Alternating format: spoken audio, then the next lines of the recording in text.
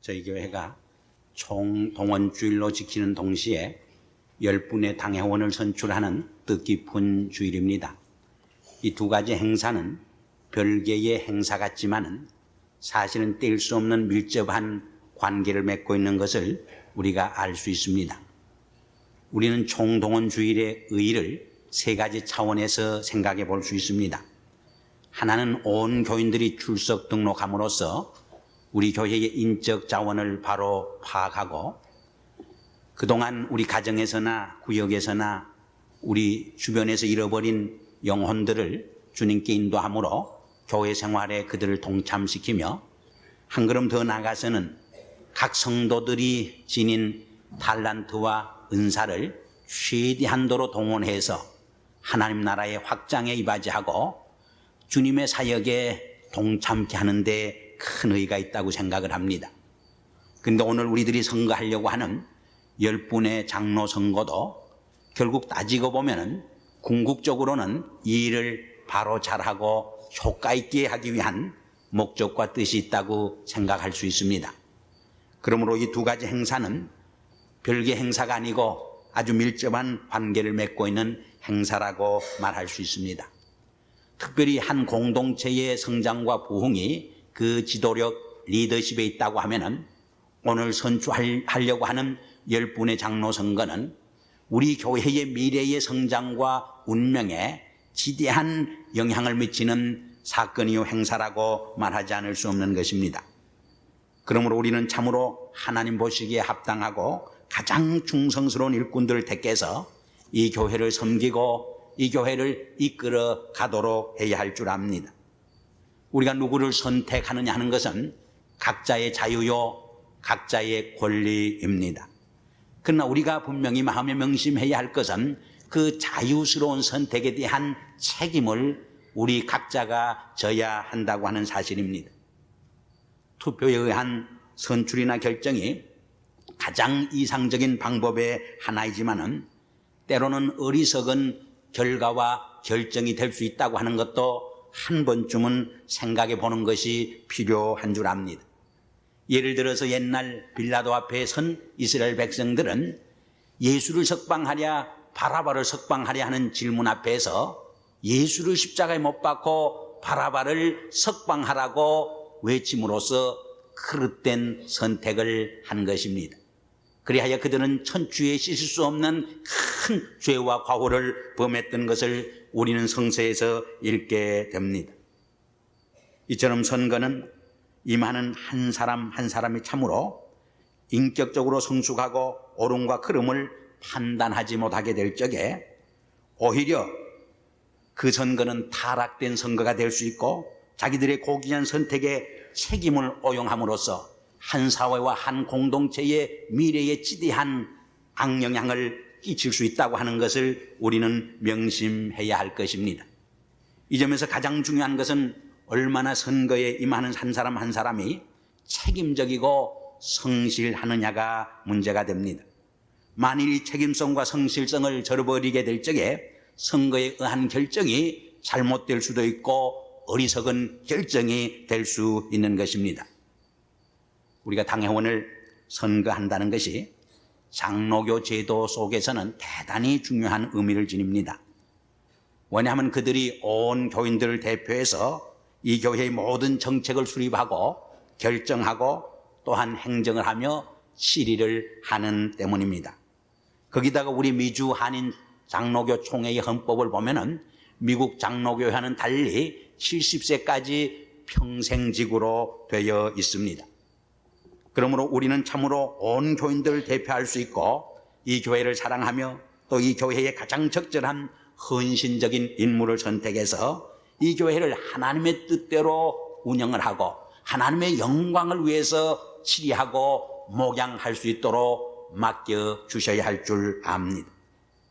그럼 어떤 일꾼들을 우리들이 선택을 해야 할 것인가? 오늘 읽은 본문 말씀을 중심으로 해서 몇 가지로 생각해 보려고 합니다. 이렇게 말씀을 드리려고 할 적에 어떤 분 중에는 오늘 본문 말씀은 장로 선거의 후보에 해당하는 몇 분들을 위한 말씀이지 나와는 별로 상관이 없는 말씀이라고 생각할는지 모르겠습니다. 그러나 그것은 잘못된 생각입니다. 넓은 의미에서 우리는 모두가 다 제사장이요 목양자들입니다. 영어로 말해서 everyone is a minister. 모든 사람이 목회자라고 하는 것을 명심할 필요가 있습니다. 이 점에서 이 말씀은 바로 나를 위한 하나님의 말씀이라고 받아들이고 생각할 적에 도움이 되고 은혜가 될 줄 압니다. 저는 오늘 이 말씀을 나 자신을 위한 말씀으로 받아들이면서 사실은 은혜를 받고 준비를 했습니다. 우리가 신약성경 읽어보면은 초대교회 그 초기에는 감독과 장로를 구별하지 않고 함께 사용을 했습니다. 그래서 베드로전서 3장 5장 1절 이하를 읽어보면은 사도 베드로가 자기를 장로라고 표현하는 것을 읽을 수 있습니다. 또 디모데전서 3장 1절 이하를 읽어보면은 사도 바울이 감독과 장로를 합해서 감독이라고 하는 말로 사용하는 것을 우리가 읽을 수 있는 것입니다. 그러나 오늘 읽은 디도서를 읽어보면은 이 감독과 장로직을 구별해서 사용하고 있는 것을 우리가 발견할 수 있습니다. 물론 어떤 분들은 디도서에서도 이 감독과 장로라고 하는 말을 한마디로 같은 뜻으로 해석하려고 하는 분들이 있습니다. 그러나 오늘 본문의 말씀을 분명히 읽어보면은 문맥상으로서 장로와 감독을 구별하고 있는 것을 우리가 분명히 알 수 있습니다. 예를 들어서 감독에 관한 자격은 15가지를 말하고 장로에 관한 자격은 2-3가지로 요약하고 있는 것을 우리가 알 수 있습니다. 이 점에서 생각해 볼 적에 이 디도서를 쓸 때가 오늘 우리 장로교회가 가지고 있는 이 제도와 가장 흡사한 제도로 발전해 간 것을 우리가 알 수 있습니다. 즉 장로는 감독, 목사를 협력해서 함께 팀 미니스트리, 협력 목회를 한 일꾼들이요 교회 지도자라고 하는 것을 우리가 알 수 있는 것입니다. 그럼 바울이 감독과 장로의 자격에 대해서 뭐라고 말씀하고 있는가? 바울은 디도서를 쓰면서 감독의 자격으로 책망할 것이 없고 제 고집대로 하지 않으며 급히 분내지 아니하고 술을 즐기지 아니하며 구타하지 아니하고 더러운 일을 탐하지 아니하며 나그네를 대접하며 선을 좋아하고 근신하며 의로우며 거룩하며 절제하며 미쁜 말씀의 가르침을 지키고 바른 교훈으로 권면하고 거슬려 말하는 자들을 책망할 줄 아는 사람이라고 했습니다. 이 15가지 중에 첫 번째에서 6째까지는 이렇게 하지 아니하며 소극적인 권면입니다. 그리고 7번째부터 15번째까지는 이렇게 하라고 하는 적극적인 자격에 관한 말씀으로 되어 있습니다. 그리고 장로에 관해서는 3가지로 요약을 했습니다. 첫째로 책망할 것이 없고, 2번째로 한 아내의 남편이며, 3번째로는 비방하는 말이나 불순종한다고 하는 말을 듣는 일이 없는 믿는 자녀를 둔 가정이어야 한다. 그렇게 말을 했습니다. 결국 이 3가지를 요약을 해보면 2가지로 집약할 수 있습니다. 첫째로 책망할 것이 없는 인격자여야 하고 자기 가정을 신앙으로 잘 다스릴 수 있는 믿음의 사람이어야 한다 하는 말로 요약이 되겠습니다. 그런데 이 책망할 것이 없다고 하는 말은 남에게 비판이나 비난을 들을 만한 인격적인 결함이 없다고 하는 뜻입니다. 그래서 영어 성경에 보면 The Good News Bible에 보면 An elder must be without fault. 장로는 결점이 없어야 한다. 그렇게 번역을 했습니다. 또 어떤 성경에는 He must be blameless. 비난받을 것이 없어야 한다. The New English Bible에 보면은 unimpeachable character. 탄핵될 수 없는 인격자여야 한다. 그런 말을 했습니다. 이 세상 사람들이 도덕적으로 잘못을 저질고 실수를 해도 사회는 어느 정도 관대합니다. 그러나 교회 지도자들이 도덕적으로 큰 실수를 하면은 굉장히 비판을 하고 냉철히 비난을 합니다. 우리는 그것을 전부 다 나쁘게 생각할 수는 없습니다. 그것은 크리스찬들을 비난하는 말도 있지만은 그래도 교회는 그 사회의 양심이요 최후의 보루요 등불이요 빛인데 그 기대감마저 무너지는 아쉬움 때문에 더 비판하는 것이라 이렇게 우리가 생각해 볼 수도 있는 것입니다. 그러므로 장로가 되려고 하는 사람들은 세상 사람들로부터 비난이나 규탄의 대상이 되어서는 안 됩니다. 존경과 신뢰를 받을 수 있는 인격자야 하는 것입니다. 옛날 이스라엘 백성들이 하나님 앞에 예물을 드릴 적에 흠없는 제물을 바쳤습니다. 온 일생을 하나님께 바쳐서 기름 부음 받은 종으로서 헌신하려고 하는 교회 지도자들은 참으로 인격적으로 결함이 없는 그런 성숙한 사람이어야 한다고 하는 것을 우리는 여기서 발견할 수 있습니다. 그럼 어떤 점에서 책망할 것이 없는 인격자야 하느냐? 오늘 읽은 출애굽기 18장 21절 말씀으로 조명을 해보면서 네 가지 면에서 생각해 보려고 합니다. 이 출애굽기 18장 21절 22절 말씀은 모세가 혼자 재판하고 행정하기 위해서 지치고 기진맥진했을 적에 그의 장인 이드로가 조언해 준 말입니다. 첫째로 제덕이 겸전하고 하나님을 두려워하며 그리고 진실무망하고 불의한 일을 미워하는 사람을 선택해서 팀 미니스트리를 하라고, 협력 목회를 하라고, 함께 다스리고 재판하고 치리하라고 권면해 주신 말씀인 것입니다. 그 점에서 교회 지도자가 되려고 하는 사람은 제덕이 겸전한 면에서 부족함이 없고 책망받을 것이 없는 인격자야 할 것입니다. 장로는 교회 지도자입니다. 지도자가 갖추어야 할 많은 요소 중에 가장 중요한 요소의 하나가 무엇이냐? 제덕을 겸비한 겸전한 사람이라고 말할 수 있습니다. 그럼 제덕이 무엇입니까? 첫째로 재능, capability, 능력을 말합니다. 두 번째로는 덕망, virtue를 말합니다. 우리가 지도자가 되려고 하면 지도력이 있어야 합니다. 무능한 지도자가 되어서는 안 됩니다. 실력이 있어야 합니다. 재능이 있어야 합니다. 그러나 그 이상으로 중요한 것이 덕망이 있어야 한다고 하는 사실입니다. 우리가 삼국지를 읽어보면 유비라고 하는 장군은 칼 한 번 쓰지 않은 장군입니다. 그러나 사병들의 사기를 북돋아서 사기 충천하게 해서 전쟁에 승리하게 하는 덕장군이었습니다. 우리 교회에도 참 능력이 있는, 재능이 있는, 실력이 있는 장로도 필요하지만은 하나에서 10까지 다 자기가 할 수 있는 능력자도 필요하지만은 성가대들의 등을 두들겨주고 교사들의 수고를 격려해주고 구역원들의 아픔과 기쁨과 슬픔을 함께 나눠 가질 수 있는 그러한 덕망이 있는, 덕이 있는 지도자도 필요하다고 하는 것을 우리가 알 수 있는 것입니다. 둘째로 하나님을 두려워하는 삶에서도 부족함이 없고 책망받을 것이 없는 인물이어야 할 줄 압니다. 교회 일꾼은 세상 일꾼과 다른 것입니다. 그러므로 세상 일꾼처럼 지식도 많고 또 지위도 있고 권력도 있고 재물도 많이 있으면 나쁠 건 없지만은 더 중요한 것이 무엇이냐? 하나님을 두려워할 줄 아는 마음과 하나님을 두려워할 줄 아는 믿음이 있어야 한다고 하는 사실인 것입니다. 영국 장로교회가 만든 엘더십이라고 하는 장로직이라고 하는 책에 보면은 장로가 될 자격을 5가지로 언급하는 말을 읽을 수 있습니다. 첫째로 장로는 영적인 사람이어야 한다. 두 번째로 하나님의 말씀에 대한 깊은 이해와 지식이 있어야 한다.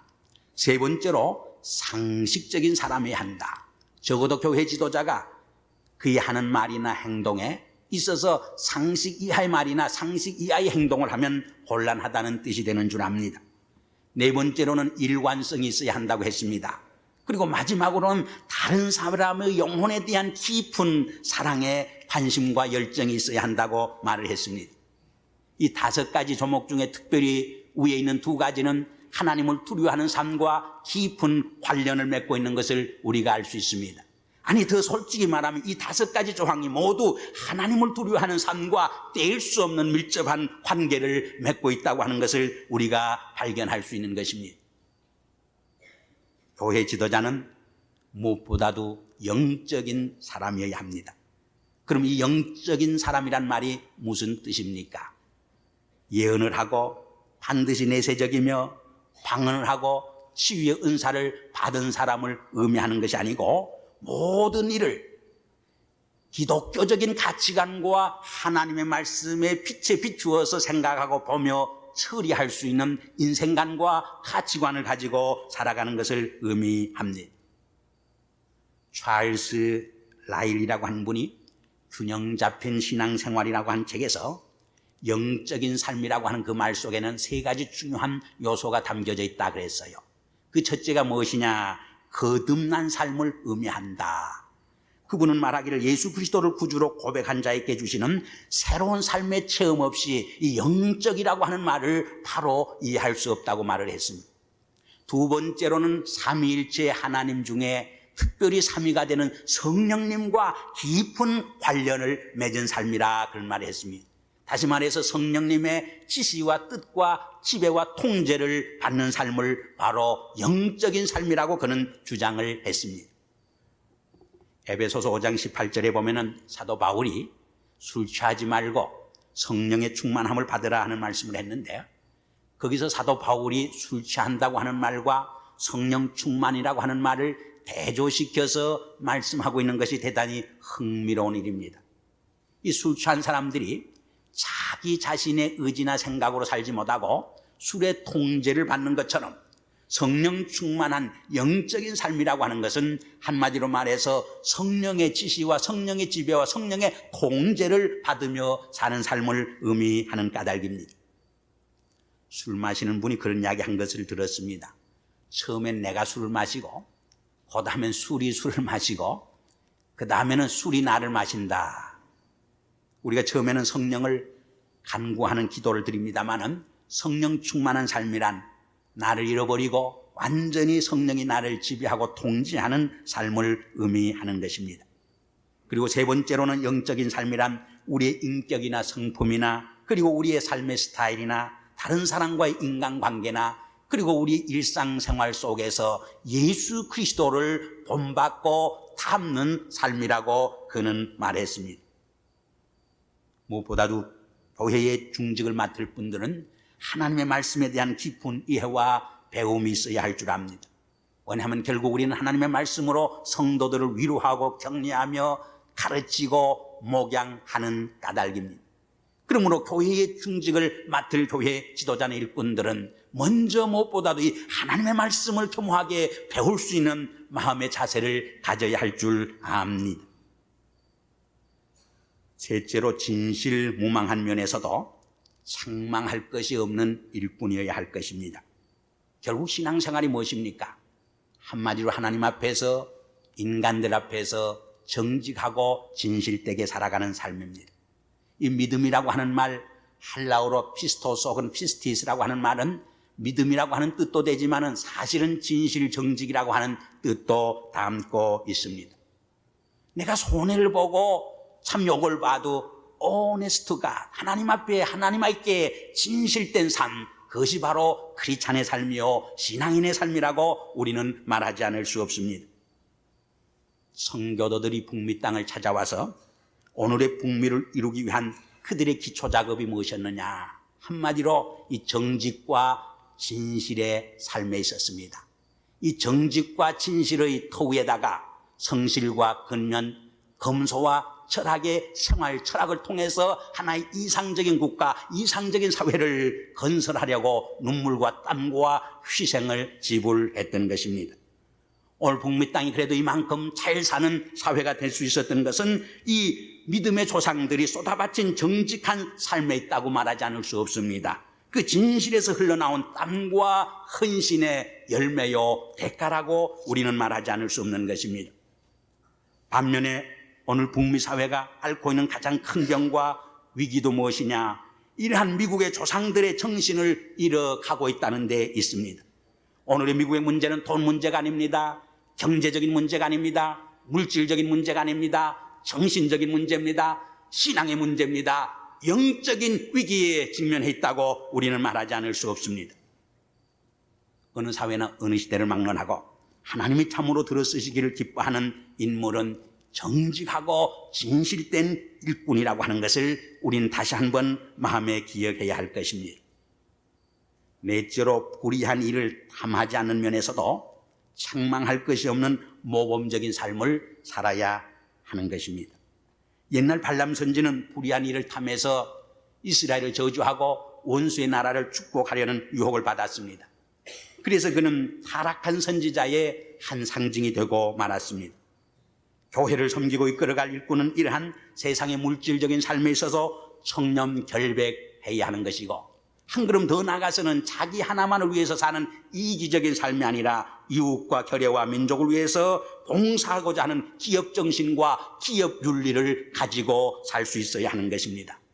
뿐만 아니라 한 걸음 더 나아가서 모든 재산이 나의 것이 아니고 나의 생명까지 하나님의 것이요, 나는 하나님의 것을 관리하는 하나의 청직에 불과하다고 하는 크리스찬의 재물관과 물질관과 소유관을 바로 정립하고 살아갈 수 있는 사람이라고 말할 수 있습니다.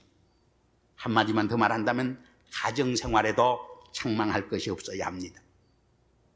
근데 아마 이렇게 말할 때 나는 세덕이 겸전한 면에서나 하나님을 두려워하는 삶에서나 진실무망한 삶에 있어서나 불의한 일을 탐하지 않는 삶에 있어서나 가정생활에 있어서 너무나 책망할 것이 많은 부족한 존재라고 실망할는지 모릅니다.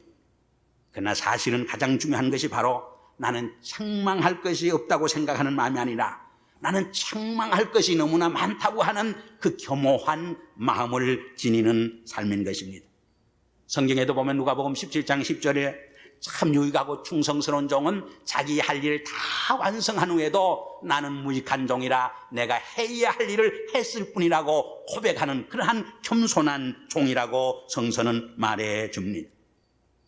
하나님은 이 자기 부족을 깨닫는 겸허한 마음의 소유자를 오히려 더 가상 여기고 그를 들어 하나님 나라를 이 땅에 세워 가시기를 더 기뻐하시는 하나님이신 것입니다. 결론적으로 한 말씀 드리고 제 말씀을 끝내려고 합니다. 이런 선거를 치룰 때마다 목회자들의 마음이 좀 무거워집니다. 모든 분들이 다 되었으면 좋을 텐데 선거는 해보면 떨어지는 분이 반드시 있게 마련입니다. 그분들의 마음의 아픔을 함께 나눠줘야 하는 것이 목회자들의 마음의 아픔이기도 합니다. 이번 공동의회를 통해서 선출될 적에 비록 사람들을 통해서 선출해 주었지만은 하나님이 나를 불러주시고 뽑아주셨다고 하는 그 믿음 속에서 순종하고 충성 봉사하시며 혹 되지 않는 분이 있다고 하면은 하나님께서 나를 더 훈련하고 연단시키기 위한 섭리와 뜻이 있는 줄 알고 순종할 적에 그 개인과 우리 교회를 위해서 더 큰 축복과 은총의 역사가 이루어질 줄 믿습니다. 이라는 은혜가 함께 하시기를 주의 이름으로 기원합니다. 기도하시겠습니다. 아버지 하나님, 오늘 총동원주일과 또 공동의회 주일을 맞이해서 10분의 이 교회를 이끌고 나갈 귀한 종들을 선출하려고 합니다. 이루게 하나님께서 성령으로 동참해 주시고 한 심령들에게 역사하셔서 참으로 하나님이 기뻐하시는 귀한 일꾼들을 선거할 수 있도록 축복하여 주시옵소서. 예수님의 이름으로 감사하며 기도하옵나이다. 아멘.